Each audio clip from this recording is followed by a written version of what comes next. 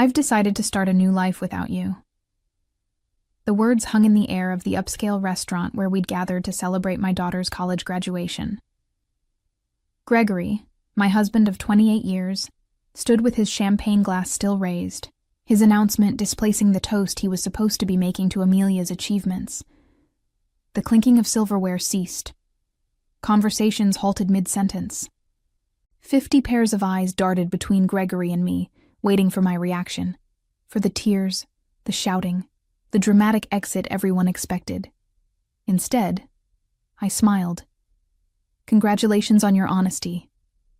My name is Bianca Caldwell. I am 54 years old, and until this moment, I had been playing the role of the devoted wife and mother perfectly.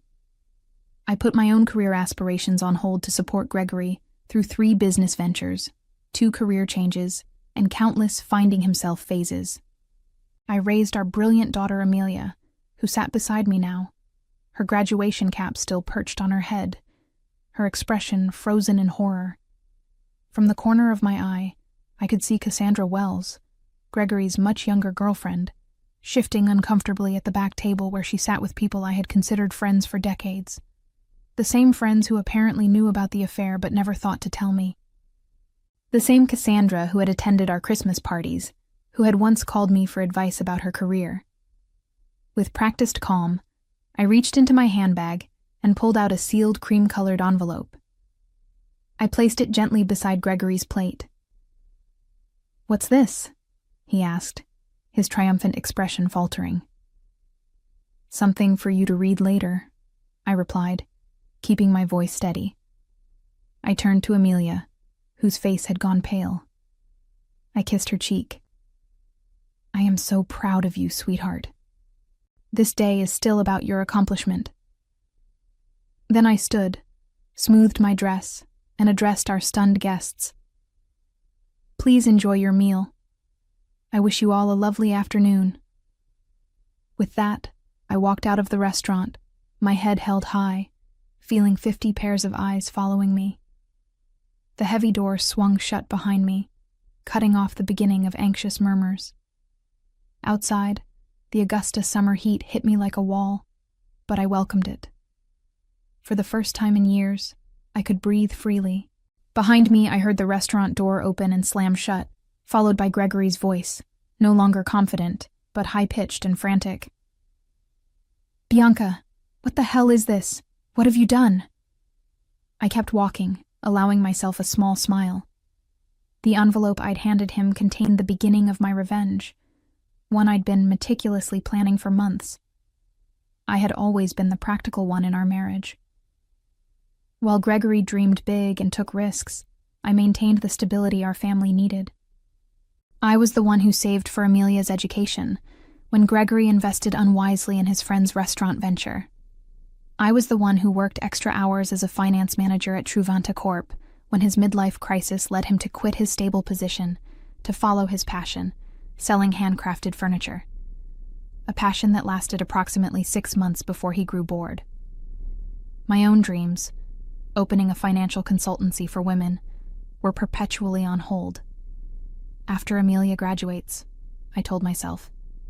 After Gregory finds stability. 3 months ago, I noticed discrepancies in our joint accounts, small transfers to an account I didn't recognize. Having spent 20 years managing our family finances, these irregularities stood out like red flags. I could have confronted Gregory immediately, but something held me back. Perhaps it was intuition, or perhaps it was the growing distance between us over the past year. Instead, I began quietly investigating. What I discovered was worse than I imagined. Gregory had been systematically moving funds to a separate account for over a year. He had also been taking Cassandra to expensive restaurants, purchasing jewelry, and looking at beachfront property, all while telling me we needed to tighten our belts for retirement. Then came the text messages I discovered when Gregory left his phone unlocked. Messages about their new life together. Messages about how he was finally breaking free. Messages about their plans for the day after Amelia's graduation, the day he had chosen to make his grand exit from our marriage. What Gregory had forgotten or perhaps never fully grasped, was that I had been a financial professional for 30 years. I understood money trails. I knew how to trace assets. And most importantly, I remembered the prenuptial agreement we had signed 28 years ago, when I had more family money than he did. The agreement he had insisted upon, ironically to protect his future earnings, contained a fidelity clause that would prove to be his undoing. While Gregory plotted his escape with Cassandra, I was building my case. I consulted with attorneys. I documented every hidden transfer. I gathered evidence of their affair. I prepared divorce papers. I timed everything perfectly, knowing Gregory would want to wait until after Amelia's graduation to avoid ruining her big day. What he didn't expect was that I would serve the divorce papers the morning of the graduation, before his planned announcement, but with the papers still safely hidden in court records, not yet accessible to him. What Gregory didn't know was that I was always 3 steps ahead. I didn't return to the restaurant. Instead, I drove to our home, a spacious colonial in Augusta's historic district that we had purchased 15 years ago. The house that Gregory had already promised to Cassandra, according to text messages that he didn't realize I had seen. I parked in the driveway and calmly entered what had been our shared space for over a decade. Everything looked the same. The family photos on the walls, the antique grandfather clock that had been my father's, the worn leather couch where Gregory and I had once dreamed of our future together. Yet everything had changed. I went upstairs to the master bedroom and opened the closet. Gregory's clothing was already packed in suitcases, hidden in the back, ready for his planned departure tomorrow. I smiled at his predictability. He had always been meticulous about clothing, but careless about the important things. My phone buzzed incessantly with messages from friends at the restaurant, from Amelia, even from Gregory's sister Diana, who had flown in for the graduation. I responded only to my daughter. I'm okay. This isn't your burden to carry. Enjoy your graduation day. We'll talk tonight. I love you. I had protected Amelia from the truth for months, not wanting to overshadow her final semester with family drama. She would be angry that I hadn't told her, but I knew she would understand eventually. Amelia had inherited my practicality along with her father's charisma, a powerful combination that had helped her graduate with honors. 3 hours later, I heard Gregory's car in the driveway. The front door slammed open. "Bianca!" he shouted, his voice echoing through the house. "Where are you?" I was sitting in the living room, calmly reviewing documents on my laptop. I closed it as he stormed in, his face flushed with anger, the envelope clutched in his hand. "What is the meaning of this?" he demanded, waving the papers. "You served me with divorce papers? Today of all days?" "I thought it aligned nicely with your plans," I replied calmly. "You wanted to start your new life. I'm simply helping facilitate the transition." "You had no right to—" "I had every right," I interrupted, my voice steady. "Just as you had every right to choose Cassandra. We all make choices, Gregory." "The prenup expired years ago," he said, his voice suddenly smug. "Any lawyer will tell you that." I allowed myself a small smile. Actually, it didn't. Section 12 specifically states that the fidelity clause remains in effect for the duration of the marriage. Your lawyer should have explained that to you. Oh wait, you didn't consult one, did you? The color drained from his face as reality sank in. The prenup he had insisted upon to protect his potential wealth would now cost him everything. The house, the vacation property in Savannah, his portion of our retirement accounts. His grand gesture at the restaurant had just become the most expensive announcement of his life. "You can't do this to me," Gregory said, collapsing onto the couch. "We built this life together, and you chose to end it," I replied, "though not in the way you planned." Gregory's phone buzzed persistently in his pocket. He glanced at it, then ignored it.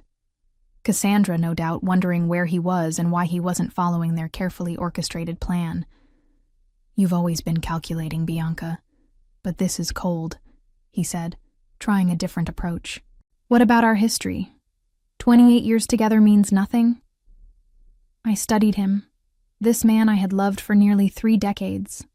The man who had held my hand through 2 miscarriages before we had Amelia.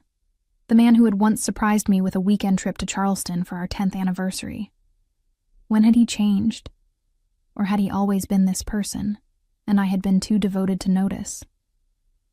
Our history meant everything to me, I answered truthfully. That's why your betrayal hurt so deeply. His expression softened momentarily, perhaps seeing an opening. Then maybe we can fix this. I made a mistake. People make mistakes. This wasn't a mistake, Gregory. This was a calculated plan spanning more than a year. You systematically moved our money. You looked at property with her. You planned to announce our separation publicly to humiliate me. His face hardened again. You're exaggerating. Am I? I picked up my phone, opened the recording app, and played his own voice. After the graduation, I'll tell her it's over. A public setting is better. She won't make a scene in front of everyone. Then Cassandra's voice. And she has no idea about the money. Gregory again.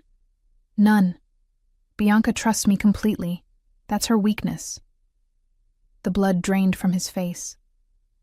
You recorded our conversations? That's illegal. Not in Georgia when one party consents, I responded. And not when it's in your own home. I didn't record your private moments with Cassandra. I'm not cruel. Just the conversations about your plans to defraud me. Gregory stood suddenly, agitated. I need to make some calls. Of course, I said. Your attorney might be a good start. I'll be staying at Diana's tonight. Diana's? He sputtered. My sister's house? I nodded. She's quite upset with you, actually. She was the one who first spotted you and Cassandra together last Christmas. She didn't tell me immediately. She confronted you first. You promised her it was nothing, that you would end it. When she realized you hadn't, she came to me. This was another blow he hadn't anticipated. Diana and I had always been close, but Gregory never imagined his own sister would choose my side. Everyone's betraying me, he muttered. Ironic, isn't it? I gathered my purse and a small overnight bag I had packed earlier. You have until tomorrow evening to remove your things from the house. After that, the locks will be changed. As I headed toward the door, Gregory called after me, desperation in his voice. What about Amelia? Have you thought about how this affects her? I paused, anger finally breaking through my calm facade. Don't you dare use our daughter as a shield, Gregory. You certainly weren't thinking about her when you were planning your new beachfront life with Cassandra. His phone buzzed again. This time, he looked at it and groaned. Problem? I asked. Cassandra is at the apartment already. She's moved her things in. I couldn't help but smile. The apartment you put in both your names? The lease you signed last month? Gregory nodded, looking confused. You might want to check with the leasing office. That application was flagged for credit issues and never completed. The agent called our home phone to verify information. I handled it myself. I walked out the door, leaving Gregory to face the first of many consequences. His perfectly planned new life was unraveling faster than he could process. Diana lived in a charming bungalow across town, close to the university where she taught literature. When I arrived, she greeted me with a fierce hug. I just heard from Amelia, she said, pulling me inside. Are you okay? I'm better than I expected, I admitted, following her to the kitchen where a bottle of wine was already open. I never thought Gregory would make such a spectacle, Diana said, pouring 2 glasses. The restaurant? In front of everyone? He's lost his mind. It was meant to humiliate me, I explained, accepting the glass. A public rejection so I couldn't fight back without looking hysterical. Diana's face darkened. My brother always did have a flair for drama, but this is beyond anything I expected from him. We settled in her sunroom, surrounded by potted plants and bookshelves.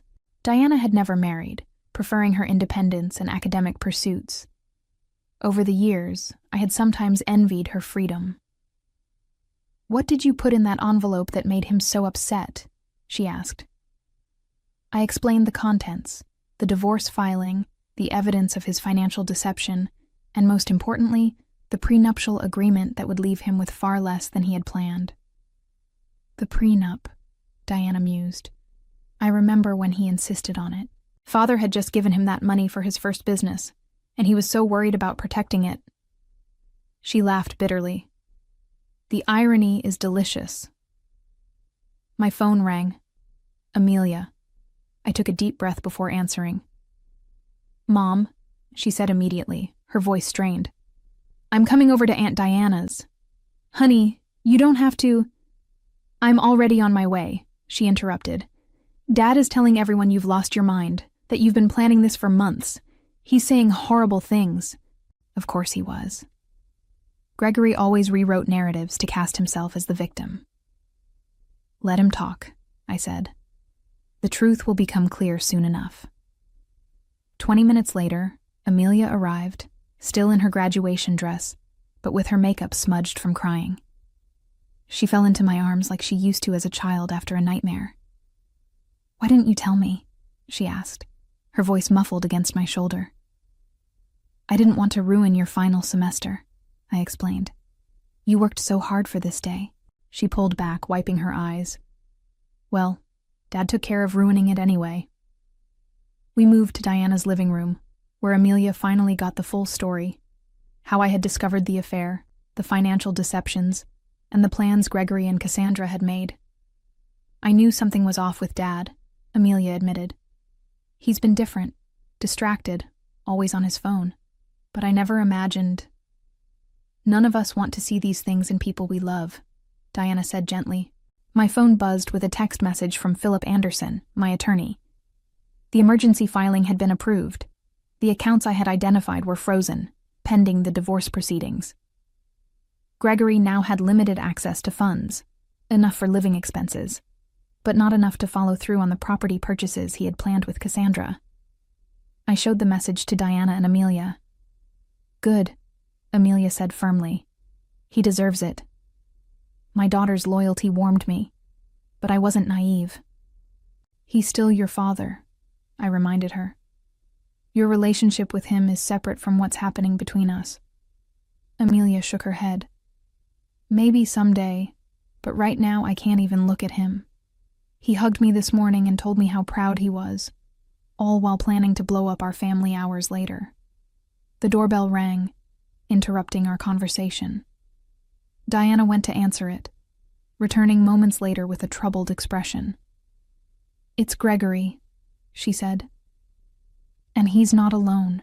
I steeled myself as Diana led Gregory and Cassandra into the living room. Cassandra looked uncomfortable, shifting her weight from one foot to the other, her eyes darting around the room. She was 37. Not exactly a trophy wife, but still 17 years my junior, with shoulder-length blonde hair and the kind of confidence that comes from never having faced real hardship. Gregory, by contrast, looked furious. His earlier desperation had hardened into anger. "Bianca, you need to stop this insanity," he demanded. "Unfreeze the accounts. We can discuss this like reasonable adults." Amelia stood up, placing herself slightly in front of me. "Maybe you should have tried being reasonable before announcing to everyone that you were leaving Mom." Gregory's eyes widened, as if just noticing our daughter. "Amelia, this doesn't involve you." "Doesn't involve me?" she echoed incredulously. "You blew up our family on my graduation day and it doesn't involve me?" Cassandra touched Gregory's arm. "Greg, maybe we should go." He shook her off. "No. I'm not leaving until Bianca agrees to be rational about this." Diana folded her arms. "My sister-in-law seems to be the only rational person in this scenario. You're the one who created this mess, Gregory." I remained seated, watching the drama unfold. For years, I had been the peacemaker, the one who smoothed over conflicts and kept everyone happy. That role was exhausting, and I had finally set it down. "The accounts will remain frozen until the preliminary hearing," I said calmly. "That's in 3 days. The judge will determine appropriate asset division at that time." 3 days? Gregory sputtered. "What am I supposed to do for 3 days?" "You have your personal account," I reminded him. "The one you've been funneling money into for the past year. That should be sufficient." Cassandra's head whipped toward Gregory. "You have a separate account? With how much in it?" An interesting dynamic was emerging. Clearly, Gregory hadn't been entirely forthcoming with Cassandra either. Gregory ignored her question. "This is vindictive, Bianca. This isn't like you." "Perhaps you never really knew me," I replied. "Just as I apparently never really knew you." Amelia turned to Cassandra. "Did you know he was going to announce it like that? At my graduation celebration?" Cassandra had the decency to look ashamed. I thought he was going to talk to your mother privately. The announcement today was unexpected." Gregory shot her a betrayed look. Cracks were already forming in their united front. "I think you both should leave," Diana said firmly. "You've upset Amelia enough for one day." "Amelia," Gregory pleaded, "you understand that relationships change, don't you? Sometimes people grow apart." My daughter's face hardened in a way I had never seen before. "What I understand is that you're a coward who couldn't even give Mom the dignity of a private conversation. What I understand is that you were stealing from our family while I was working 2 jobs to help pay for my textbooks because you said money was tight." Gregory paled. "That's not how it was." "It's exactly how it was," Amelia cut him off. "Please leave, Dad. I can't look at you right now." The silence that followed was deafening. Finally, Gregory turned to go, Cassandra trailing behind him. At the door, he paused and looked back at me. "This isn't over, Bianca. I'll fight you on this." I met his gaze steadily. "You're welcome to try." After they left, Amelia collapsed next to me on the sofa, tears streaming down her face. "I've never talked to Dad like that." I wrapped my arm around her shoulders. Sometimes standing up for what's right is painful. Diana brought us fresh glasses of wine. "To new beginnings," she said, raising her glass. Indeed, I thought. This ending was just the beginning of something new.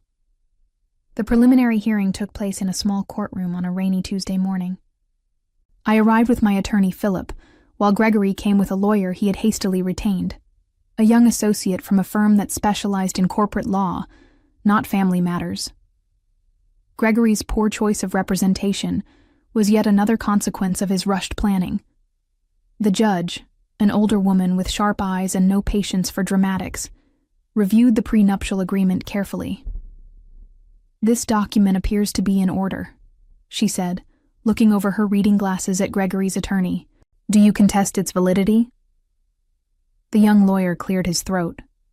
"Your Honor, we believe the agreement has expired due to the length of time that has passed. Section 18 clearly states that the duration is for the term of the marriage, plus any legal proceedings resulting from its dissolution." The judge read aloud. "There is no expiration date indicated." Gregory leaned forward to whisper urgently to his lawyer, who looked increasingly uncomfortable. "Furthermore," the judge continued, "the evidence of systematic fund transfers appears to violate the financial disclosure requirements in Section 23. She shuffled through the papers, then looked up. "I am ruling to maintain the freeze on joint accounts pending full financial discovery. Mr. Caldwell's personal account will remain accessible to him. The family home will remain in Mrs. Caldwell's possession during proceedings, as stipulated in the prenuptial agreement's infidelity clause." Gregory's face flushed dark red. "This is outrageous," he muttered, loud enough for me to hear. The judge fixed him with a stern look. "Mr. Caldwell, I suggest you review the agreement you signed more carefully. This court will reconvene in 30 days for the full hearing after discovery is complete." As we left the courtroom, Gregory caught up to me in the hallway. Bianca, please. We need to talk about this reasonably. 28 years together has to count for something. It counted for everything, I replied, until you decided it didn't. I walked away, leaving him standing alone in the courthouse corridor, the weight of his choices finally beginning to sink in. Word spread quickly through our social circle. Friends called daily, some offering support, others seeking gossip. I maintained a dignified silence about the details, simply saying, "Gregory and I are separating. These things happen."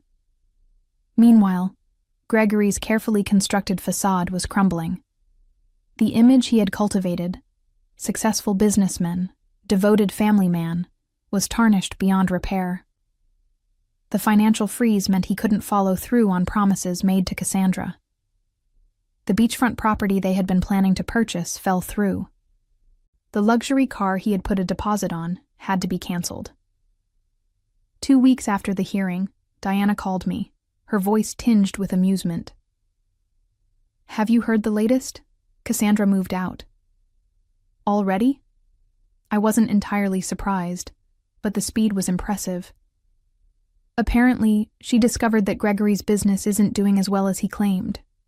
The substantial savings he talked about don't exist.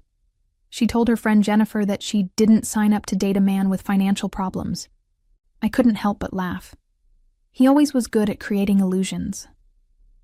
Meanwhile, I was rebuilding. The financial security I had always maintained, separate from our joint accounts, gave me freedom Gregory hadn't anticipated. I rented a small office space downtown and began setting up the consultancy I had dreamed about for years. My first clients were 2 women going through divorces of their own. Word of mouth brought more. I specialized in helping women understand their finances during major life transitions: divorces, widowhood, career changes. The work was immediately fulfilling in a way my corporate job never had been. Amelia, who had accepted a job with a marketing firm in Charleston, called me regularly. "I'm so proud of you, Mom," she told me after I described my growing client list. "You're helping people during their worst moments." "I'm just doing what I wish someone had done for me earlier," I replied. Preparing women for whatever might come. Being needed for my expertise rather than my caregiving was a novel and empowering experience. Word count, 300. The final divorce hearing fell on what would have been our 29th anniversary. A fitting end to a chapter of my life that had lasted nearly 3 decades. Gregory arrived looking haggard. I later learned that his business was struggling without my financial support and guidance. Cassandra was long gone, already dating a real estate developer from Savannah.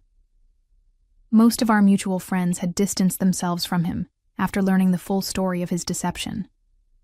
The judge upheld the prenuptial agreement in its entirety. Gregory left with his personal possessions, his struggling business, and the money in his private account, which, after paying his attorney, was barely enough to secure a small apartment. I retained our home, my retirement accounts, and 70% of our joint investments, exactly as the prenuptial agreement stipulated in cases of infidelity. The justice was poetic. The very document Gregory had insisted upon to protect himself had become his downfall. As we left the courtroom, Gregory approached me one last time. "I made a terrible mistake," he said quietly. "Is there any chance we could—" "No," I interrupted, gentle but firm. "That door is closed." "I understand," he replied, and for once, I believed he did. "I hope you find happiness, Bianca. You deserve it." It was perhaps the first honest thing he had said to me in years. 6 months later, my consultancy, Caldwell Financial Transitions, was thriving. I had moved from the small office to a larger space and hired 2 associates. I specialized in helping women secure their financial futures, particularly through major life changes. Amelia visited often, proud of what I had built. "You know what's ironic?" she said during one visit.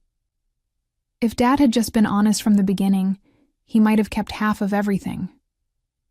"Sometimes people can't see beyond what they want in the moment," I replied. The woman who had once defined herself as Gregory's wife and Amelia's mother had discovered a new identity: mentor, business owner, and advocate. The envelope I had handed Gregory at the restaurant hadn't just been my escape plan, it had been the key to a door I never knew existed. Behind it, I found not just revenge, but reinvention. In securing my financial future, I had also reclaimed something far more valuable: myself.